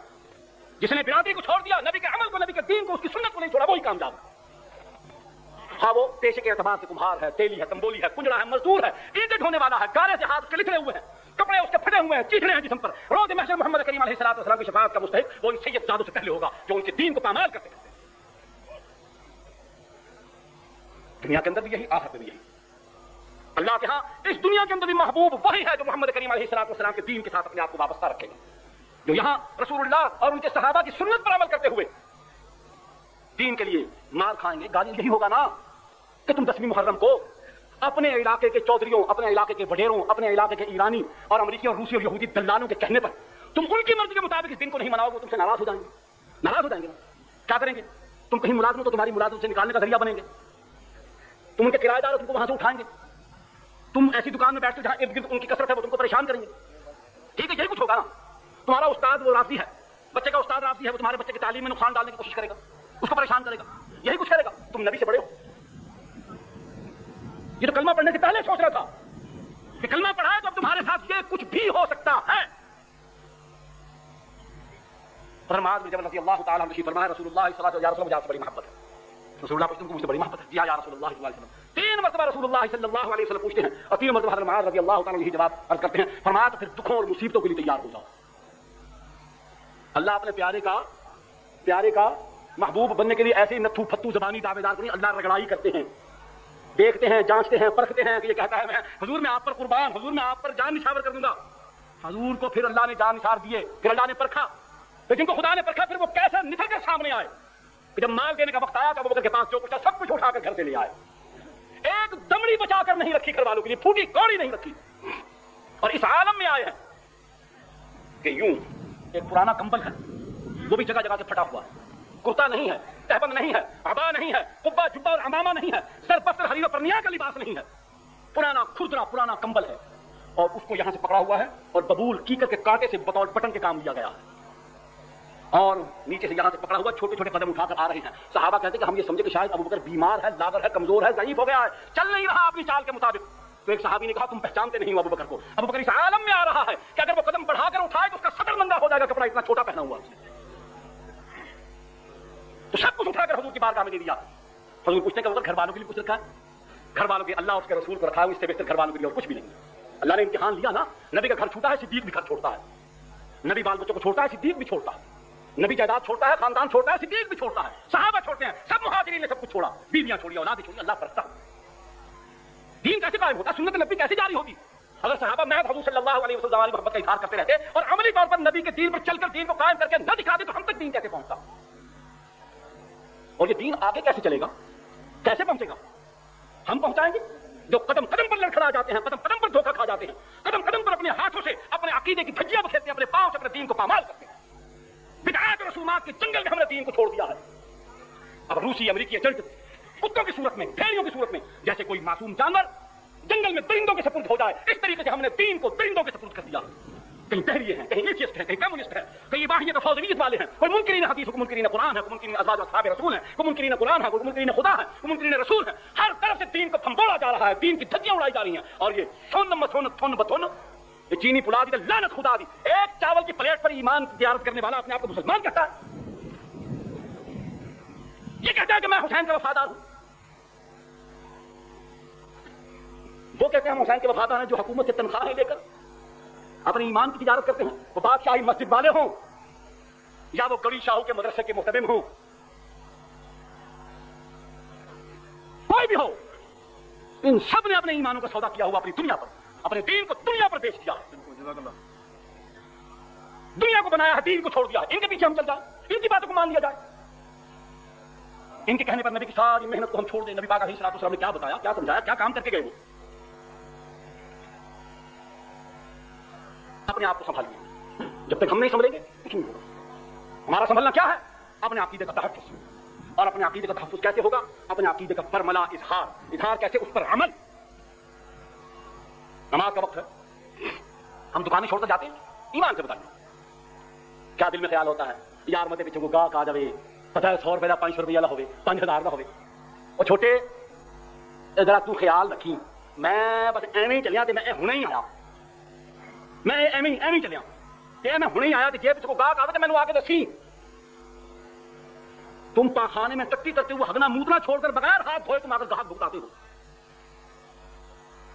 تم نماز پڑھتے ہو، دھیان تمہارا وہاں دکان پر لگا ہوا ہوتا ہے، تصور میں تم نے گاہک بنا لیا، نوٹ کر تم سلام پھر نماز ادھوری چھوڑ کے نماز کا خطرہ کر دیتے ہو وہیں. اور پھر تم کہتے دیکھو جی آپ سے تم راضی کو کیا بگاڑو گے، تم مرزائیوں کو کیا بگاڑو گے، تم مشرکوں منافقوں اور مفسدوں اور شرارتیوں کو کیا بگاڑو گے. ان ظالموں نے تو صحابہ پر ہاتھ اٹھانے کے حوصلے کیے ہیں جن کے ایمان کو اللہ نے قیامت تک کے مسلمانوں کے لیے معیار بنا دیا. ہم پھر اطمینان سے پھر رہے ہیں کہ ہماری اتنی کوتاہیوں اتنی غلطیوں کے باوجود ہمارا دین محفوظ رہے گا, ہمیں کوئی کچھ نہیں کہے گا. تم کراچی کو بھول رہے ہو, ابھی بھی تمہیں ہوش نہیں آ رہی ہے مکے میں کیا ہوا, ابھی بھی تم نہیں سمجھ رہے کہ دشمن کہاں تک کی سوچ رہا. خیر آنے والی میں کیا ہوا, کیا تم اس دن کے انتظار میں ہو جب دشمن تمہارے اور ہمارے گھروں میں گھس کر ہماری بہو بیٹیوں کو بالوں سے پکڑ کر سڑکوں پر لٹا کر ذبح کر دے. میں مفروضہ نہیں کہہ رہا, تم کو ڈرا نہیں رہا, حقیقت ہے, پروگرام صحیح ہے. جہاں بھی انہوں نے کیا یہی کچھ کیا, کراچی میں یہی کچھ ہوا ہو رہا ہے. یہ ہے کہ جب دین کے عمل کا وقت ہو اس وقت تمام کاموں کو چھوڑ کر اس عمل کو فوقیت دو. رب کعبہ کی قسم, خدا تمہاری حفاظت کے لیے فرشتے بھیجے گا. اس کا یہ وعدہ صرف صحابہ کرام سے نہیں بلکہ ان تمام مسلمانوں سے ہے جو صحابہ کی طرح دین کے لیے ثابت قدمی دکھائیں. ان الذين قالوا ربنا الله ثم استقاموا تتنزل عليهم الملائكة الا تخافوا ولا تحزنوا وابشروا بالجنة التي كنتم توعدون. سبحان اللہ. دین کے لیے ہم نہیں مر سکتے, ہم نے دنیا کے لیے زندہ رہنا سیکھ لیا, دنیا کے لیے مرنا سیکھ لیا. دنیا کے لیے رہنے کی ہم نے سب کوششیں کر لی. ہم نے وہ تمام مینرز, ایٹیکیٹس, آداب, ویلیوز, قدریں, سوسائٹیاں, طبقات, ان کے الگ الگ ان کے حقوق, یہ سب کچھ ہم نے سیکھ لیا. مغرب سے ایک چیز جا کر ہم نے سیکھ لی, دنیا کے رہنے کی. کھانے کا سلیقہ, پہننے کا سلیقہ, پینے کا سلیقہ, چلنے پھرنے کا سلیقہ, طور و اطوار, سونے جاگنے کے طریقے, مکان بنانے کے, کاروبار کے, اپنے آپ کو بڑھانے کے, چڑھانے کے, اقتدار تک پہنچنے کے, یہ سب دنیا کے طریقے ہم نے سیکھ لیے. دین کا ایک طریقہ, بڑے سے بڑے دنیا دار آدمی کو لاؤ جو دنیاوی طور پر انتہائی کامیاب زندگی گزارتا ہو, تم اس سے دین کے معاملے میں گفتگو کرو, وہ 0/0 ہوگا. تمہارے اس مدرسے کی اس پھٹی ہوئی چٹائی پر بیٹھ کر زکات اور صدقات کی دی ہوئی روٹیاں کھانے والا طالب علم اس سے زیادہ دین جانتا ہے. لیکن اس کو تم ذلیل سمجھتے ہو, اس کو تم عزیز اور اپنا امیر سمجھتے ہو. بس آج کی مطابق میں نے جو ٹوٹا پھوٹا سمجھا کہ اصل زد ہمارے بنیادی عقیدے پر ماری جا رہی ہے, جس کی طرف ہم کبھی توجہ نہیں کرتے, اور محبت اور عقیدت کے جال میں ہم کو پھنسا کر ہمارا عقیدہ ہم سے چھینا جا رہا. یاد رکھیے, دنیا کے اندر کوئی آدمی ایسا نہیں جس کے عمل کی چابی اس کے عقیدے میں نہ ہو. کوئی آدمی اس وقت تک چوری نہیں کرتا جب تک کہ خوف خدا اس کے دل سے ختم نہ ہو گیا ہو. گویا اس کے عقیدے کے اندر اس وقت خدا اس حیثیت میں نہیں تھا, اس نے اپنے ایمان کو ویسا نہیں رکھا تھا, اس کا یقین یہ نہیں تھا کہ اینما کنتم وہو معکم, کہ جہاں تم ہو وہاں وہ ہے. جس کا یہ ایمان قوی ہو جائے وہ جھوٹ نہیں بول سکتا. ہاں, بتقاضائے بشری, صحبن, نسیان سے اور شیطان کے دھکا دینے سے, شیطان کے بہکانے سے جھوٹ بول سکتا ہے, بولے گا. لیکن اگر اس کا یہ ایمان پختہ ہے تو فوراً توبہ کی توفیق نصیب ہو جائے گی, توبہ کر لے گا اور اللہ اس کو ہدایت نصیب فرما دے گا, توبہ قبول فرما لے گے. ہم سے پہلے ہمارا عقیدہ, وہ اصل جو بنیاد ہے, وہ چھڑوائی جاتی ہے. اس کی جگہ دوسرا عقیدہ ہمارے دل و دماغ میں ڈالا جاتا ہے. اس کو کسی حیثیت میں جب ہم قبول کرتے ہیں ہمارے اعمال میں کمی آنی شروع ہو جاتی ہے. جب وہ خدا جو رسول اللہ صلی اللہ علیہ وسلم نے, جو لم یلد ولم یولد ہے, فعال لما یرید ہے, وهو القاهر فوق عباده على كل شيء قدیر ہے, جب اس خدا کے مقابلے میں ایک عام انسان کو جو بظاہر ہماری طرح کھاتا ہے, پیتا ہے, سوتا ہے, جاگتا ہے, شادی کرتا ہے, بچے پیدا ہوتے ہیں, باپ کہلاتا ہے, وہ دھوپ, گرمی, سردی سے بچنے کی تمام ضرورتیں اپنے ساتھ وابستہ رکھتا ہے, جب اس کو اپنے اختیارات کا مالک بنا دے, وہ بیٹی بھی دے سکتا ہے, بیٹا بھی دے سکتا ہے, مالک کون مقام بھی ہے, اس کے اشارے پر ساری کائنات بنی ہوئی ہے, نبی بھی اس کا محتاج ہے, نبوت کے لیے, رسالت کے لیے, آخرت میں نجات کے لیے. ساری کائنات اس وقت تک بخشی نہیں جائے گی جب تک بنا چون و چرا اس کی اطاعت نہیں کرے گی. یہ دو متضاد باتیں ہوگی. یہ سب چیزیں اللہ کے ساتھ وابستہ تھی, ہم نے اللہ کے ہٹا کر ایک گوشت کے انسان کے ساتھ جب وابستہ کی تو یہاں ہم ایک بے یقینی کی زندگی میں آ جاتے ہیں کہ بظاہر ہم دیکھتے ہیں کہ ہگنے موتنے والا انسان ان طاقتوں کا مالک ہو نہیں سکتا, ہو بھی نہیں سکتا, مگر ہے بھی. یہ دونوں باتیں بیک وقت ہمارے دل میں ہوتی ہیں, اس لیے ہمارے اعمال کے اندر یکسوئی پیدا نہیں ہوتی.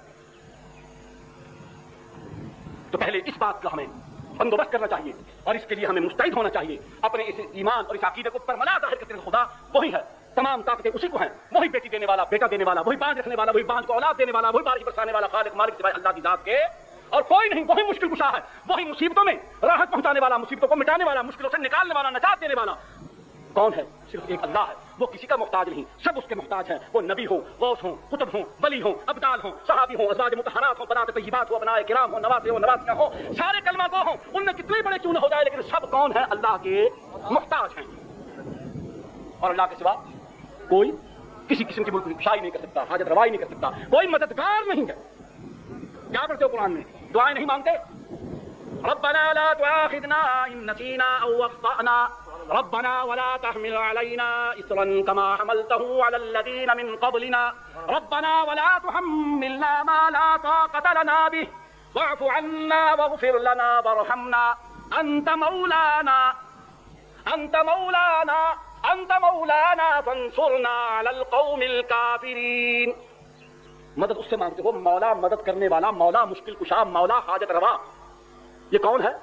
اللہ کے علاوہ کوئی نہیں. نبی کہتے ہیں میں نبی ہوں. اگر کوئی آدمی کہے کہ میں نبی کو مشکل کشا مانتا ہوں اور میں کہوں کہ میں نبی کو مشکل کشا نہیں مانتا اور وہ مجھ سے کہے تو نے نبی کی توہین ہے, تو نبی کی توہین کرتا ہے, تو نبی کی اہانت کرتا ہے, تو نبی کا منکر ہے, تو جان لو کہ یہ نبی سے محبت کرنے والا نہیں, یہ یہودیوں اور نصرانیوں کی اطاعت کرنے والا ہے, ان کے نقش قدم پر چلنے والا ہے. جو عزیر کو نبی نہیں مانتے تھے, کیوں جس کو نبی مانا جائے اس کی اطاعت کی جاتی ہے, جب اس کو اللہ کا بیٹا کہا جائے گا تو اطاعت لازم نہیں رہے گی, تو وہ تو ہے ہی نہیں. عیسیٰ علیہ السلام کہتے ہیں میں اللہ کا نبی ہوں, اللہ کا رسول ہوں, میں اللہ کا بندہ ہوں. کہتے ہیں نہیں, تو اللہ کا بیٹا ہے. گھوڑا کہتا ہے میں تیری سواری ہوں, کہتا ہے تو نہیں مولا ہے. سارے جہان میں, امریکہ میں, خود اسرائیل میں, دنیا میں کہیں چلے جاؤ, عراق میں, ایران میں, وہاں گھوڑے پر انسان چڑھتا ہے اور ہندوستان پاکستان میں انسان پر گھوڑا چڑھتا ہے. ہم الٹے بات الٹی یار الٹا. ساری دنیا کا حسین گھوڑے پر اور حسین کے ماننے والے گھوڑے کے نیچے, اور نبی گھوڑے پر, نبی کے ماننے والے بھی گھوڑے پر. اللہ نے اس کو بنایا اس لیے ہے. عیسیٰ علیہ السلام یہ سوال کریں گے اللہ بھی قیامت کے دن, انت قلت للناس اتخذوني وامي الهين من دون الله قال سبحانك ما يكون لي ان اقول ما ليس لي بحق. انت قلت للناس اتخذوني, ایسا کیا تو نے ان کو کہا تھا کہ مجھ کو اور میری ماں کو تم اللہ کے سوا حاجت روا مانو؟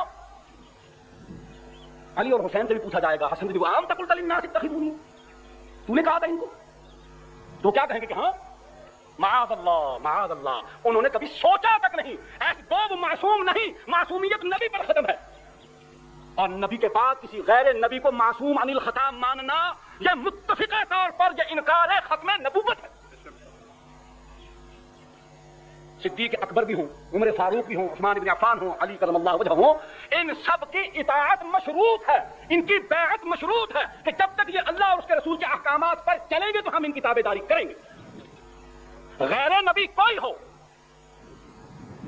غیر نبی کوئی ہو, اس کی اطاعت, اس کی بیعت مشروط ہے. صرف ایک نبی ہے کیونکہ وہ مامور من اللہ ہوتا ہے, اور نبی کے ہاتھ پر بیعت کرنے والے کو اللہ نے کہا ہے کہ وہ تو میرے ہاتھ پر بیعت کرتا ہے. کیا ہے جی وہ آیت کریمہ؟ ان الذین, کیا جی وہ حافظہ بیٹھے سبحان اللہ, اللہ ان الذین یبایعونک انما یبایعون اللہ. ارے کیا ہے کہ اللہ فوق ایدیہم, اللہ اکبر.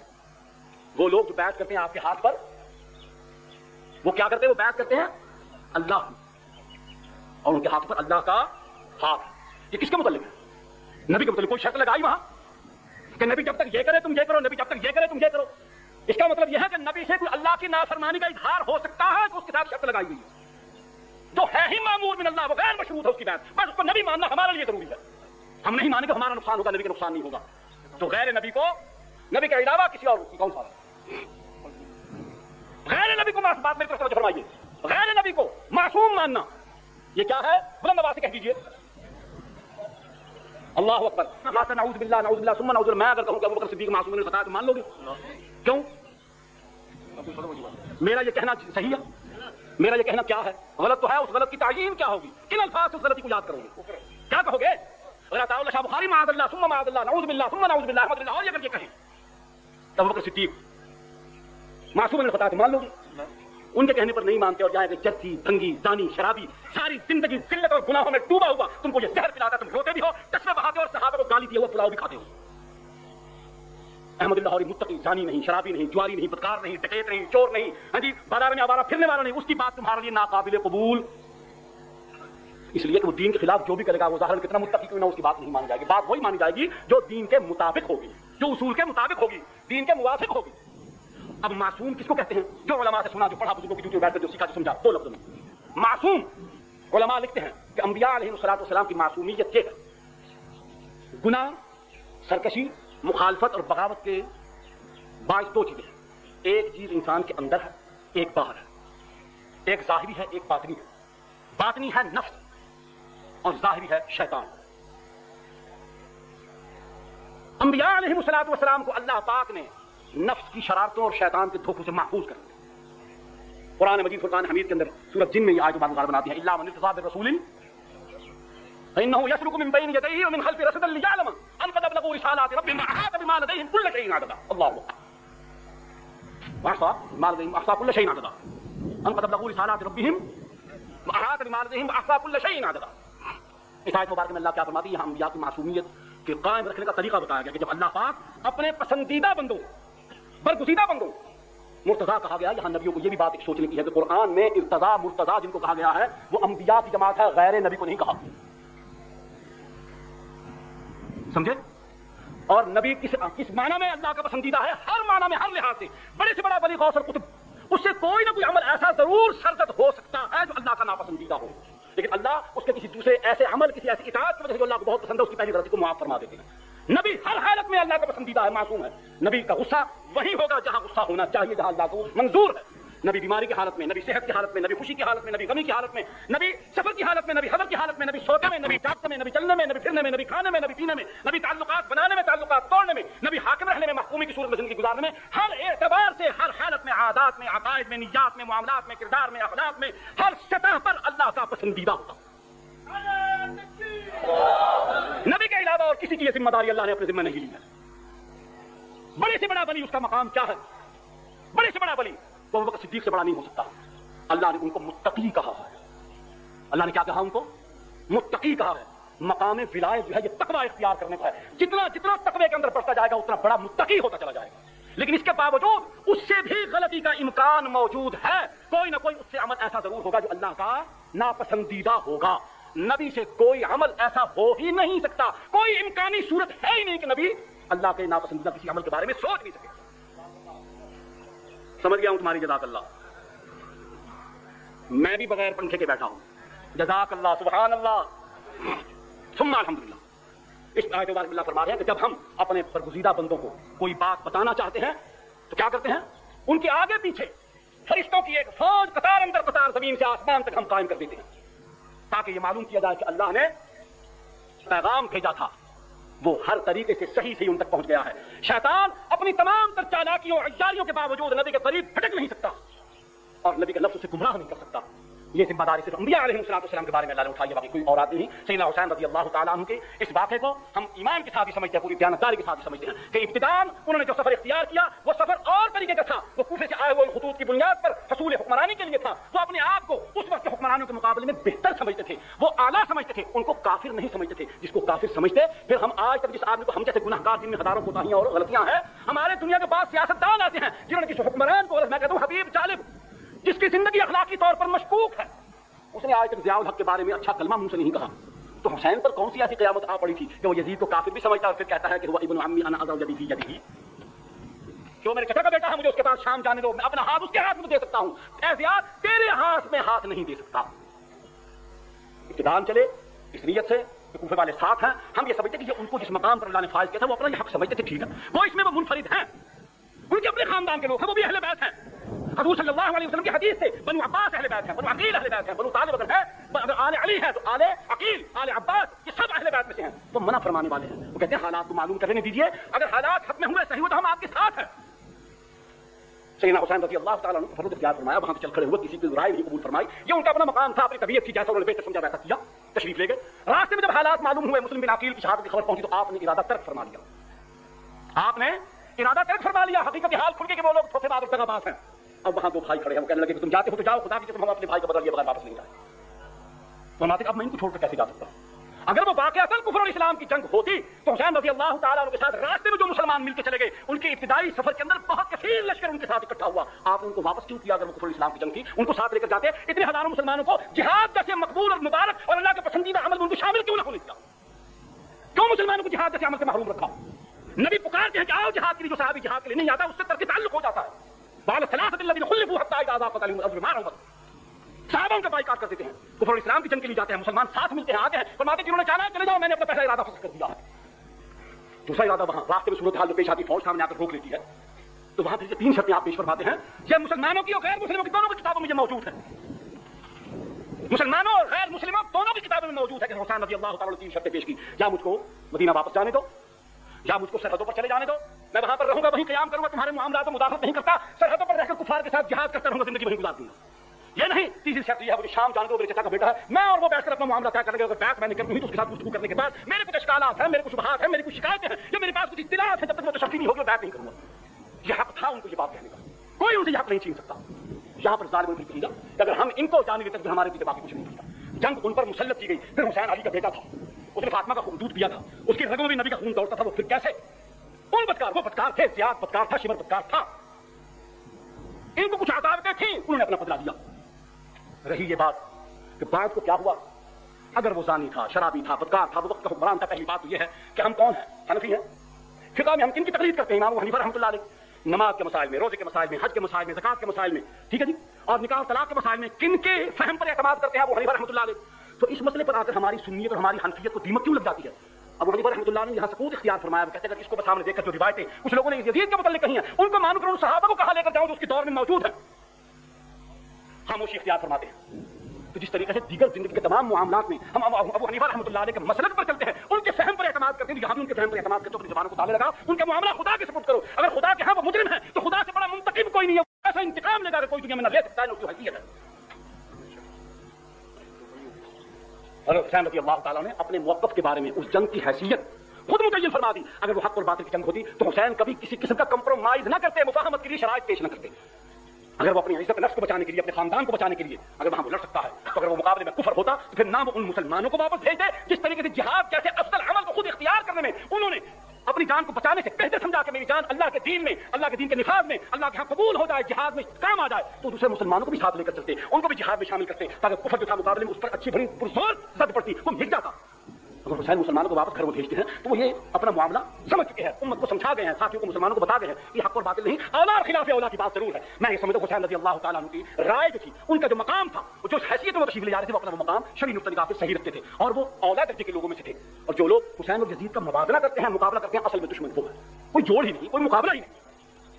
अल्लाह पाक हम सब मुसलमानों को और आप सबको जितने मुसलमान हमें राह हिदायत नसीब करे, हमें आपस में मुसलमानों के साथ मिलजुल रहने की तौफीक अता फरमाए, हमें हम्बलियों के साथ, शाफियों के साथ, अहले हदीस भाइयों के साथ, मालिकियों के साथ, हम सब हनफियों को कितनी भी किस्म के आप कहला लें, ये देवबंदी बरेलवी हम खुद बने हुए हैं, ना देवबंद आसमान से नाज़िल हुआ, ना बरेलवी दोज़ख में से आया है, वहां अच्छे भी हैं बुरे भी हैं, जहां अच्छे भी हैं बुरे भी हैं। अल्लाह ने अहले हक का डेरा यहां लगा दिया, अहले हक बरेलवी में भी थे, खुदावंद कुद्दूस की ज़मीन पर तमाम अच्छे बुरे, मक्के और मदीने के अंदर अबू जहल, अबू लहब और अब्दुल्लाह इब्न उबई भी थे, और मोहम्मद करीम और अबू बकर सिद्दीक भी थे। दीन शहरों के हवाले से नहीं चला, मसलब और अकीदे शहरों के हवाले से नहीं चलते। अगर बरेलवियत और देवबंदियत कोई मजहब है तो फिर बगदादियत, दमिश्कियत भी होना चाहिए, फिर शहरों के हवाले से फिर आप सब कुछ चला के चली जाइए। ये सब शैतान के बहकावे हैं। हम दारुल उलूम देवबंद को कायम करने वाले उन उलमा की कदर करते हैं कि उन्होंने दीन के लिए, दीन के क़याम के लिए जो कुर्बानियां की दी हैं, उसके अंदर सहाबा की जिंदगी उन्होंने जिंदा करी, इसलिए उनका इकराम करते हैं। और बरेली के सैयद अहमद बरेलवी रहमतुल्लाह अलैह, सुभान अल्लाह, जिन्होंने अपनी जान अल्लाह के सुपुर्द उसी तरीके से की जैसे उहद और ग़ज़वा अहज़ाब के अंदर सहाबा ने रसूलुल्लाह सल्लल्लाहु अलैहि वसल्लम के हुक्म पर चलते हुए जान को निछावर किया। इन्होंने भी बालाकोट के मैदान के अंदर अपनी जानों को टुकड़े उड़वा दिए, लेकिन दीन के क़याम से रुख नहीं मोड़ा। अल्लाह पाक हमें इत्तिहाद इत्तिफाक नसीब फरमाए, और कुफर, शिर्क, जुल्म, बिदअत, फसाद, इनके मुकाबले में बुनियाद मरसूस बनकर, सीधा पिराई दीवार बनकर अल्लाह और उसके रसूल के दीन को, अल्लाह के रसूल की मेहनत को, सहाबा की मेहनत को बचाने की जंग में हमें शरीक होने की तौफीक अता फरमाए। हमें अपने अकीदे के इज़हार में अल्लाह जुर्रत से बयान करने की तौफीक अता फरमाए। अल्लाह हमें साबित कदमी अता फरमाए। अल्लाह हमारे दिलों को बुग़्ज़ से, हसद से, कीने से पाक कर दे। अमा अलैना इल्ला बलागुल मुबीन। अब जिन दोस्तों ने सुन्नत अदा की, सुन्नत अदा फरमाइए।